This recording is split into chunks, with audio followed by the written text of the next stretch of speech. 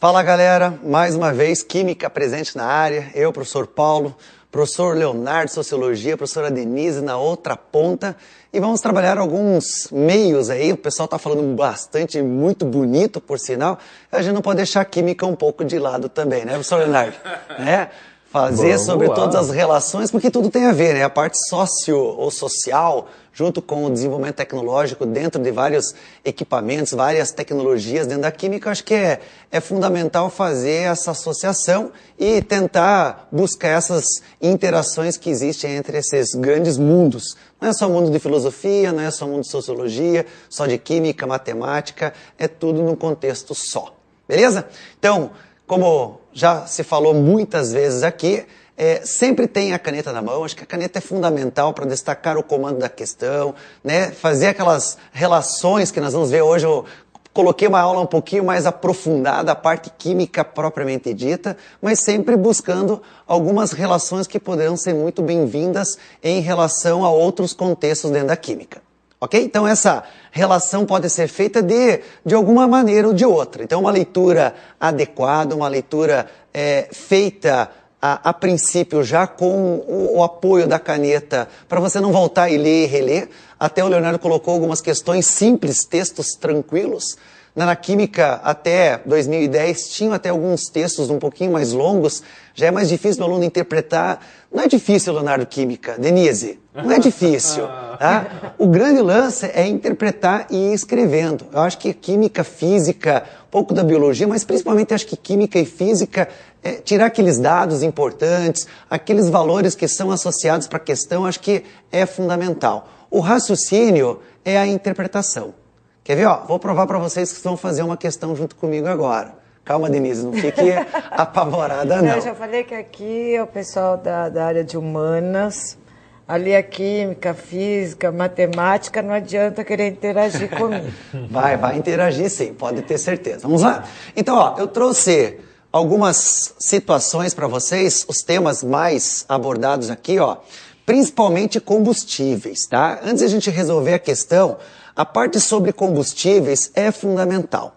Analisar a matriz energética brasileira é fundamental.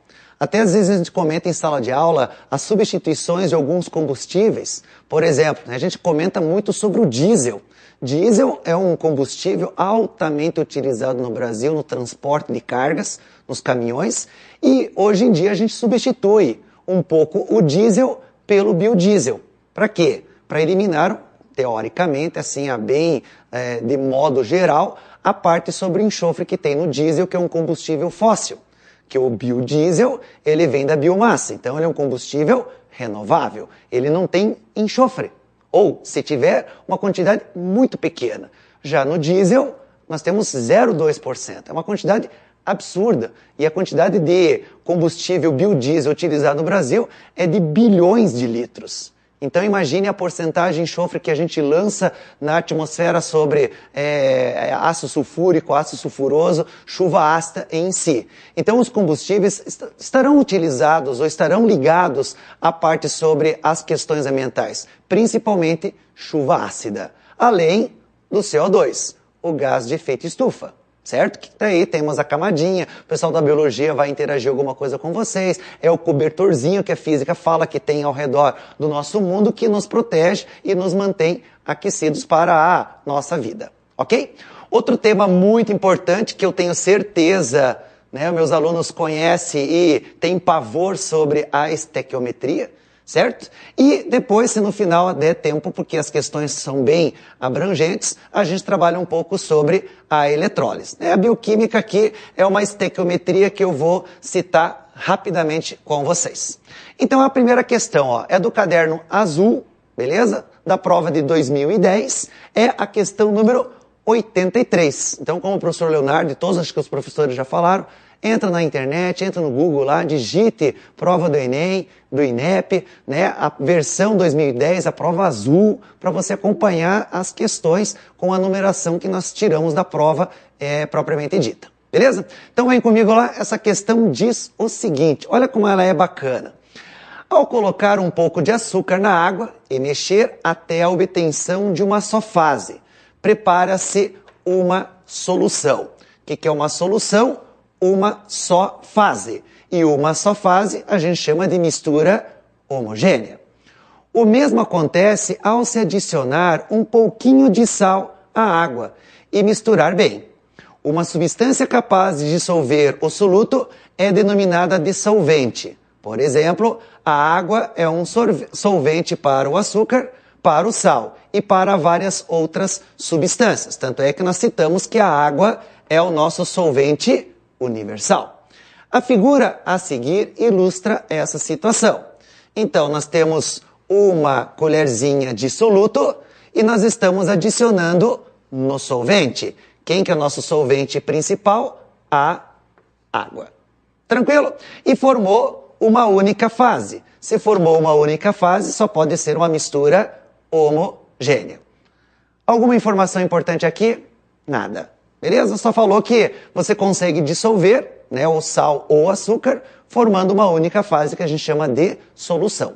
Nada, nenhum comando, nada. Pula, vamos para a outra parte da questão.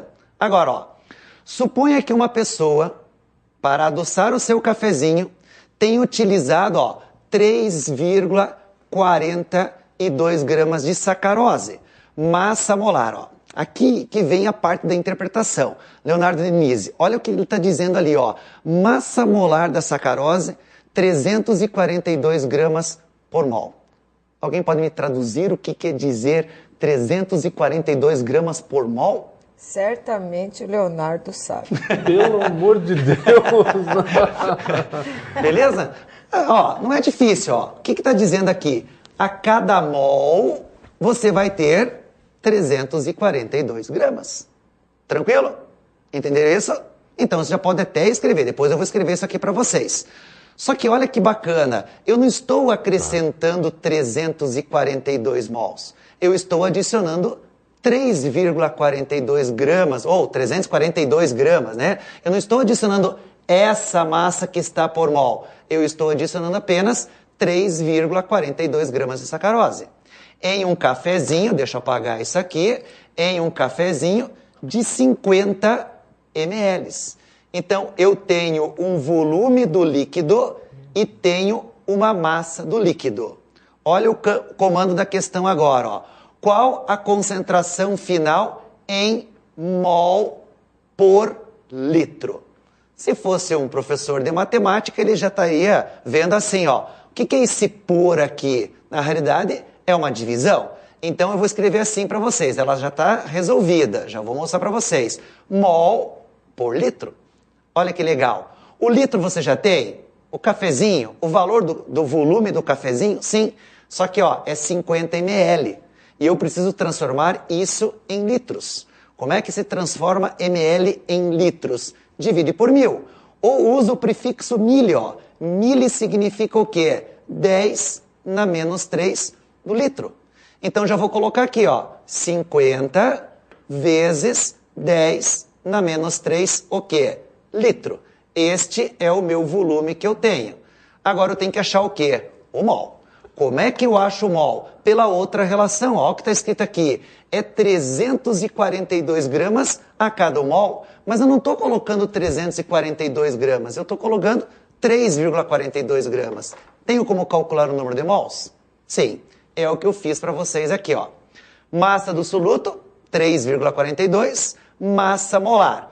Até em apostilas, materiais, livros, existem fórmulas, que é o número de mols. Até os meus alunos até vão lembrar disso. Como é que se calcula o número de mols? É uma massa pela massa molar. Então, se você tem a massa, você consegue calcular o número de mols. É só fazer uma divisão. É 3,42 dividido pela massa molar do soluto, que é 342. Ou você poderia simplesmente fazer uma regra de 3. Um mol, você tem uma massa de quanto que está no texto? 342 gramas. Como eu quero saber de 3,42 gramas, quantos mols eu vou ter? A mesma fórmula. Então, basta você dividir. Se você dividir 3,42, daí é a bela e saudosa matemática. Posso passar com vírgula, fazer uma divisão. Esse número de mols vai me dar quanto?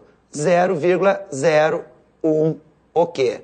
Mol que eu tenho em quantidade de matéria dentro daquela massa de 3,42 gramas. Só que o que ele quer nessa questão? Ele quer a divisão mol por litro. Agora basta pegar esse mol, que eu fiz pela regra de 3, ou pela formulazinha massa pela massa molar, os alunos já estão cansados de ouvir essa fórmula, e dividir pelo volume. Qual que é o volume do cafezinho? 50 ml, mas não quero em ml, eu quero em litros. Faça a transformação, a divisão um pelo outro, resposta feita. Beleza? Vamos terminar aqui, ó. Eu fiz a divisão, algumas potências de 10, se você quiser usar, ó. Na tela anterior eu tinha colocado, ó, eu quero mol por litro. Vamos dividir, ó, 0,01, que eu vou transformar em potência de 10, se você quiser colocar, ó, vai ficar 5 vezes 10, ou 50 vezes 10 na menos 3, dividido por quanto? Opa, contrário, aí amassa o número de mols, deixa eu apagar. É o número de mols que vai ser 0,01 dividido pelo 5 vezes 10 na menos 2, que é a mesma coisa que 0,05. Se você realizar essa divisão, você vai encontrar quanto? 0,2 o quê? Mol por litro. Então, resposta para essa questão, letra B. Essa é uma questão considerada mediana, ela não é uma questão difícil. Basta você relacionar a massa e a quantidade de volume que você tem ali. É um cafezinho, por isso que a questão ela traz o cotidiano. E o cotidiano da química é usar esses conceitos de Nescau, se você colocar o Nescau, Toddy ou ovo maltine, sei lá, o que soluto que você está adicionando dentro de uma certa quantidade de volume. Beleza? Professor Leonardo, lembra disso? Paulo, é tão bom te escutar porque a gente acha que entende isso, né? Fica tão simples, né, na linguagem do Paulo, mas, cara, se ele para de falar, some tudo. Mas é isso aí. Eles estão na ponta, né? Eles estão vivendo isso diariamente. Eles precisam. Né? Vocês estão aí, né, vendo essas aulas, não só aqui, como no seu colégio também, relacionando essas evidências aí. Então é muito vantajoso para o aluno que já está tendo com isso, já está tendo contato com isso. Então, como ele vê talvez lá na primeira série, 2 na segunda série, vê no terceirão e agora está vendo essas aulas aqui, eu tenho certeza que ele vai lembrar. E posso falar uma coisa? É Ctrl+C, Ctrl+V. Se eu mudo a massa ou mudo a molécula, a maneira de você calcular que aquela divisão massa pela massa molar não muda. Ela é sempre a mesma denominação, a mesma definição. Basta você dividir por um volume qualquer, que poderia ser 500 ml, poderia ser, sei lá, 1 litro, 2 litros, eu não sei qual é o volume que vai estar associado. Mas a maneira de você resolver é a mesma. Diferente da sociologia que você tem que interpretar, buscar lá de 1964, uma ditadura militar, alguma coisa referente aos vários aspectos que aconteceram lá. Aqui não. Divide e fim de papo. Acabou. Certo, Denise? Tranquilo? Só uma coisa que o professor está falando sobre a questão de dados, né? Eu digo que o cérebro ele funciona mesmo como um armazenador de dados. Então, quanto mais você vê a repetição de determinada fórmula, naturalmente isso vai fazendo parte do seu conhecimento. Claro que quando a gente não usa constantemente, você esquece, que é o caso de química, né? Mas só agora que você pode fazer um bolo agora eu pensando na estequiometria. já posso falar sobre isso. Quando eu for tomar meu café, também já vou saber a quantidade de sacarose, as combinações, enfim. Já vou olhar de outra forma. Então vamos lá, vamos para mais uma outra questãozinha. Agora é a questão 69, novamente da prova azul de 2010. Essa é uma questão energética agora, o que vai envolver os combustíveis, os principais combustíveis e talvez até as questões ambientais, que daí sim vocês poderiam entrar, né, assim, fortemente nesse contexto, que pode ser que seja usado alguma coisa referente a uma redação, as questões ambientais, né, a própria sociologia envolvendo os aspectos sociais, né, dessa demanda tão necessária de combustíveis para que nós possamos ter os nossos equipamentos eletrônicos, a nossa vida funcionando de maneira, né, que hoje em dia ela não é produtiva se nós não temos um determinado consumo de energia. Qual energia? Como ela falou, da sacarose. Você coloca sacarose, forma glicose, e glicose entra no ciclo, né, de geração de energia do nosso organismo, e hoje nós estamos aqui, firmes e fortes, podendo dar uma aula para vocês. Você se alimentou, né, professor? Com certeza. Também se alimentou, Claro. Então por isso, qualquer ato seu envolve energia. E como é que você chegou até a escola? Foi andando? Consumiu energia. Foi de carro? O carro consumiu energia. Foi de ônibus? O ônibus usou energia. Certo? Da onde que vem toda essa energia? Dos nossos combustíveis. A simples glicose, sacarose, até um combustível fóssil. Então tudo isso tem que estar especificado e tem que estar ligado com um contexto químico, um contexto físico ou um contexto ambiental. Quer ver? Ó? Olha essa questão aí, a questão 69. Vamos comigo lá. Ó. Diz assim, no que tange, bonita palavra, hein, professora Denise? Sem dúvida. Poderia Perfeito. explanar alguma coisa sobre essa expressão aí, tange? Na verdade, eu já estava lendo a questão, antes mesmo de você fazer referência a ela, e não falar exatamente no que diz respeito à tecnologia, mas eu queria dizer que as questões do Enem, se vocês observarem, elas sempre trazem uma contextualização, até nas questões que nós vimos na aula de sociologia, ela contextualiza, quer dizer, ela traz uma afirmação para depois ir ao comando da questão. Então é bem interessante observar logo de imediato uma afirmação e posteriormente aquilo que será solicitado. Vamos lá então? Diz assim, no que tange a tecnologia de combustíveis alternativos, ó, acabei de comentar com vocês, eu estou utilizando combustíveis alternativos. Muitos especialistas em energia acreditam que os álcoois vão crescer em importância em um futuro muito próximo. Realmente, álcoois como o metanol e o etanol, principalmente etanol, nós aqui no Brasil somos altamente produtores de cana-de-açúcar, consequentemente nós extraímos o etanol e o açúcar, muito bem comentado nessas duas questões. Tem encontrado alguns nichos para o uso doméstico como combustíveis há muitas décadas. E recentemente vem obtendo uma aceitação cada vez maior como aditivo ou mesmo como substitutos para a gasolina em veículos. Hoje em dia nós conhecemos o carro flex. Pode ser que horas você coloque gasolina, hora você coloca o etanol. Algumas dessas propriedades físicas desses combustíveis são mostrados no quadro a seguir. Então nós temos um quadro sobre dois combustíveis, o metanol e o etanol.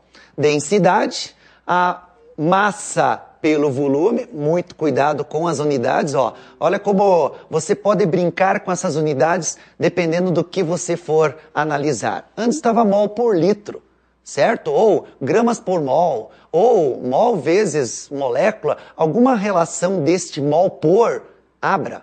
Eu falei isso em todas as salas, eu acredito que todos os outros alunos também vão fazer isso a partir de agora. A hora que tiver o por, abra, monta uma regra de 3, porque a sequência da leitura, eu tenho certeza absoluta que ele vai tentar fechar esta regra de 3. O que ele está me dando ali? A densidade, 0,79 gramas por ml. Tudo bem? Traduzam isto. A mesma coisa que eu fiz anteriormente com o Leonardo. É 0,79, agora eu tenho, se eu perguntar para ele, ele já sabe dizer. É 0,79 gramas a cada 1 ml, certo? E se eu colocar 5 ml? E se eu colocar meio litro? E se eu colocar 1 litro? É só você fechar a regra de 3. Combinado? Só que olha a outra definição clássica dentro da prova do Enem. Energia. Se fala em combustível, vai falar sobre energia. Olha lá, acompanha comigo a outra tabela ali, ó, a outra coluna. O que ele está me dando aqui? Ó? A combustão em quilojoules por mol.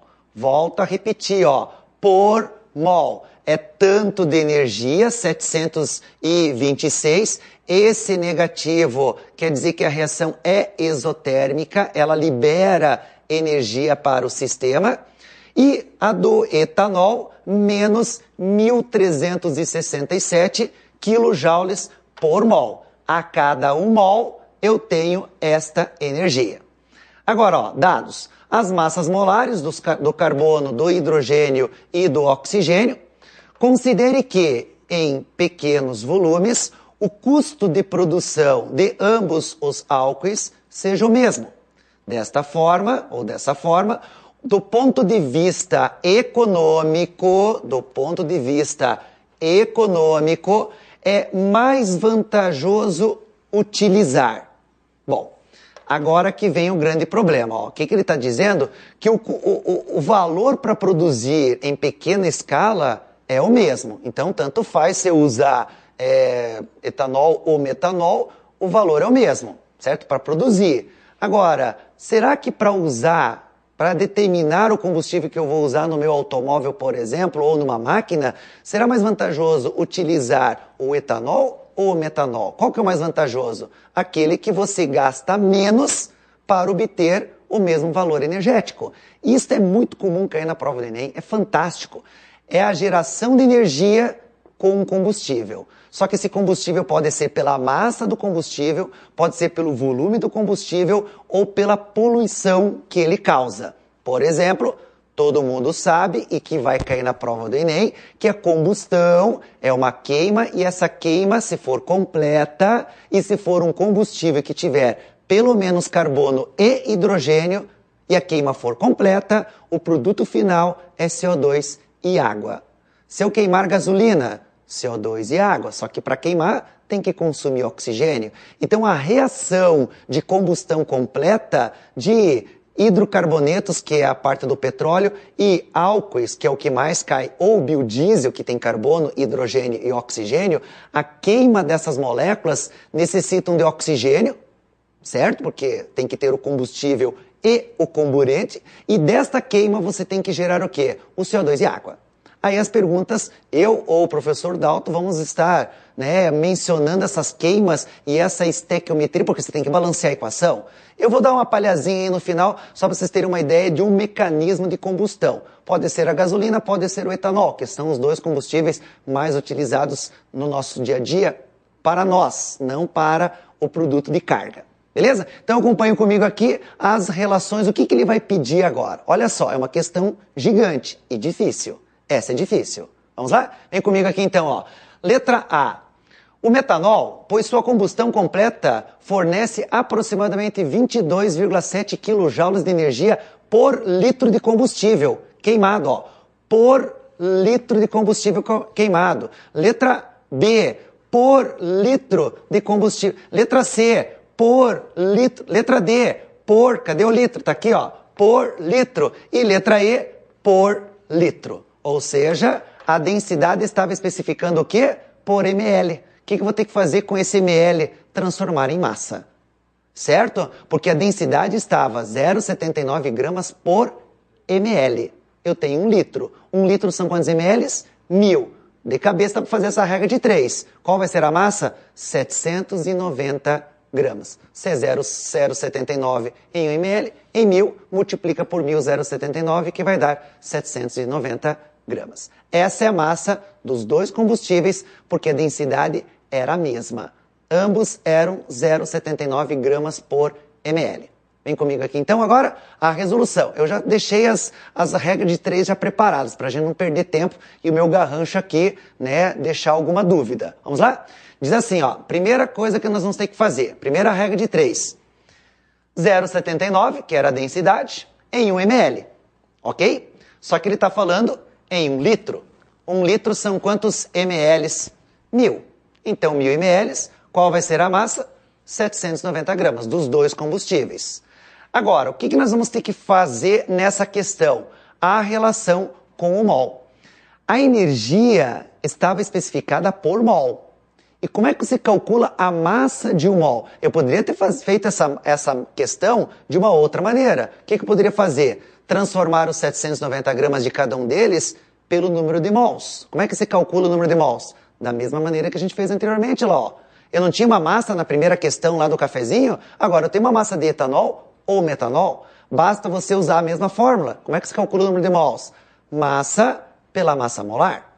Certo? Como é que estava na questão anterior? 3,42 dividido por 342. A maneira de resolver é a mesma. Tudo bem? Olha como é que eu resolvi essa questão. Eu vou fazer primeiro do metanol e depois eu faço do etanol. Na sequência, daí a gente vai ver a energia por litro de combustível queimado. Quem é que vai ser o melhor combustível? Aquele que gera mais energia. Tudo bem? Pelo mesmo volume, porque ambos estão por 1 litro. Acompanhe aqui comigo então, ó. Vou fazer primeiro a do hidrogênio, ó. 1 mol de metanol. Quem que é o metanol? O CH3OH. Da onde que surgiu esses 32 gramas aqui, ó? Da massa molar. Se você somar CH3OH, é só somar. 16 mais 4 vai dar 20. 20 mais 12, que é do carbono, vai dar 32. 32 é 1 mol de metanol. E se você pegar na tabela, ele liberava 726 kJ de energia. Mas eu estou queimando 32 gramas? Não, eu estou queimando quanto? 790. Isso vai me dar qual energia a ser liberada? Y. Se você calcular esse Y, vai dar 17.926 kJ. Transformando em megajoules, diminui 3 casas do número, vai ficar aproximadamente 17,9 megajoules de energia. Isto aqui é para o metanol. A reação que eu vou ter que fazer é igual para o etanol. Vamos lá? Guardar esse número, 17,9. Um dos dois decorou? Beleza, né? Vamos para outra. Ó, mesma coisa agora. 1 mol de etanol. Quem que é o etanol que estava na tabela? É o C2H6O. Certo? Eu posso calcular de cabeça, ó. O oxigênio vale 16. 16 mais 6 do hidrogênio vai dar 22. 22 mais 24, que são 2 carbonos, vai dar 46, que corresponde a 1 mol. E se você olhar na tabela, ele liberava quanto? 1.367 kJ. Mas eu estou queimando 46 gramas de etanol? Não, eu estou queimando quanto? Novamente, 790 gramas. Qual vai ser esta energia? 23.476. Transformando em megajoules, 23,5 kJ. Quanto que era o outro? 17,9 megajoules do metanol. Olha, é conta, questão difícil. Eu, se fosse aluno, até falo isso em sala de aula, o que eu faria nessa questão? Eu pularia. Ia para a próxima questão para dar mais tempo para você resolver. Se no final sobrasse, você voltaria e resolveria a questão. Difícil? Dificílima. A interpretação, a matemática em si, talvez não. Agora, qual deles é o mais vantajoso? Um é 17,9, que é o metanol, e o outro é 23,5 megajoules. Quem que gera mais energia para o mesmo volume de álcool queimado? O etanol. Agora fica fácil. Vai nas alternativas, olha só. Vamos lá, depois eu volto, ó. É o etanol. Qual que é a energia que aqui está especificado, ó? 23,5 megajoules de energia por mol de combustível queimado. Então essa seria uma relação muito importante. Eu vou voltar agora no slide anterior, que tem um espaçozinho em branco ali, e eu vou montar para vocês uma questãozinha só de combustão. Porque ali eu só pedi do etanol, só pedi do metanol. Vem comigo aqui, ó. Deixa eu voltar e fazer aqui embaixo, ó. Vamos imaginar a queima de um combustível aqui, ó. Se eu pegar o C8H18. Quem que é o C8H18? É a gasolina, certo? É um combustível fóssil. E quando for queimar, eu vou ter que reagir com quem? Com oxigênio. Essa é a base de qualquer reação de combustão. E isso tem que produzir o quê? Tem que produzir o CO2, se a queima for completa, e mais o quê? H2O. Só que o que o aluno precisa entender? Que a base da combustão é essa. Eu poderia ter colocado etanol, poderia ter colocado metano, poderia ter colocado diesel, biodiesel, qualquer combustível, hidrogênio. Só que a queima desses combustíveis, com exceção do hidrogênio, com exceção do carvão, que é só carbono, guarde isso também, que geralmente a gente pergunta em sala de aula. Quem que é o carvão? Não sei, professor. Certo? Por isso que a matriz energética tem que ser estudada. Carvão é carbono. Se você queimar carbono mais oxigênio, vai gerar água? Não vai, né? Não tem hidrogênio? Como é que você vai produzir hidrogênio? Não tem como, certo? Se você queimar hidrogênio, né, que é o combustível do futuro, certo? Hidrogênio mais oxigênio não vai liberar CO2 para a atmosfera, e sim água.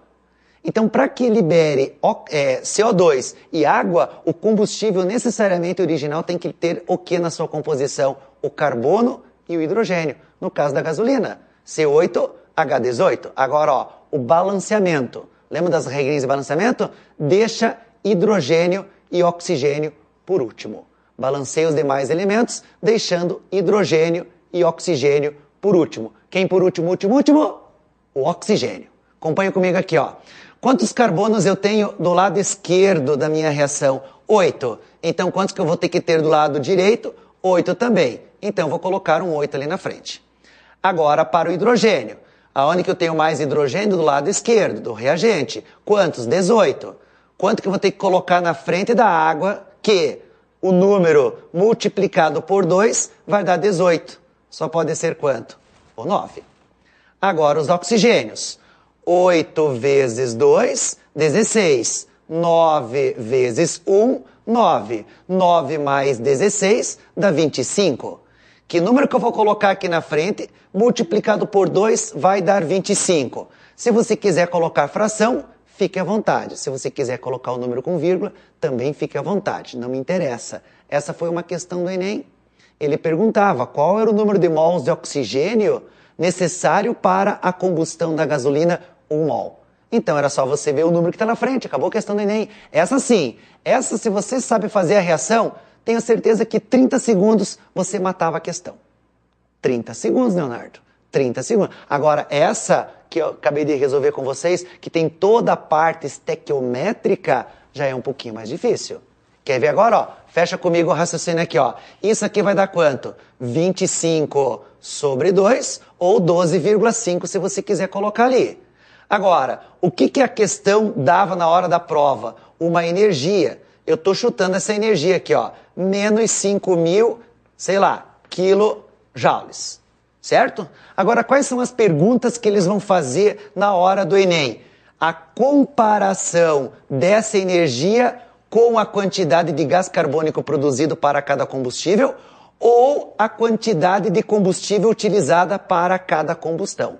Então, essa seria uma relação fantástica. Vocês podem procurar 2010, 2011, 2012, 2013, 2014. 5 anos de prova do Enem cobrando essa relação energia, gás carbônico, energia, economia. Qual que é o mais vantajoso na questão ambiental, na questão energética. E isso pode ser muito bem associado com as energias que até o professor Leonardo falou sobre a represa, né? A geração de energia e os impactos ambientais causados por ela.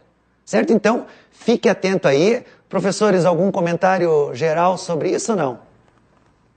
Não? Não, nenhum. Nada? Susto. Susto. Mas não é tão complexo assim não, tá? Tenho aqui algumas leituras, né, que eu deixei para vocês sobre alguns aspectos sobre as questões do Enem. Então a primeira são as curiosidades, né, as incentivas, né, as curiosidades que vão caracterizar o aprofundamento no estudo do Enem. E a segunda a mesma coisa, os principais temas mais importantes aí que podem ser cobrados no Enem. Química é difícil, assim como física, né? Assim como você falou muita coisa lá, que eu também, bolufas, né? Vamos brigar aqui, mas não é só um contexto, quando der para inserir um com o outro, com certeza a gente vai fazer isso de comum acordo. Beleza? Então, no mais, galera, estudem as questões ambientais, principalmente combustíveis, a parte sobre estequiometria, como se calcula o número de mols. Eu acho que é importante você incrementar 5 minutinhos do seu tempo e você vai ver que vai ter isso na prova do Enem. Investir, né, Paulo? Investir. Investir esse Às vezes tempo. a palavra nos falta, mas nós temos os colegas aqui que nos ajudam. Beleza, galera? Bons estudos a todos e até semana que vem com mais uma aula de Sociologia, nossa tutora querida Denise, e mais um pouquinho de Química. Um grande abraço a todos.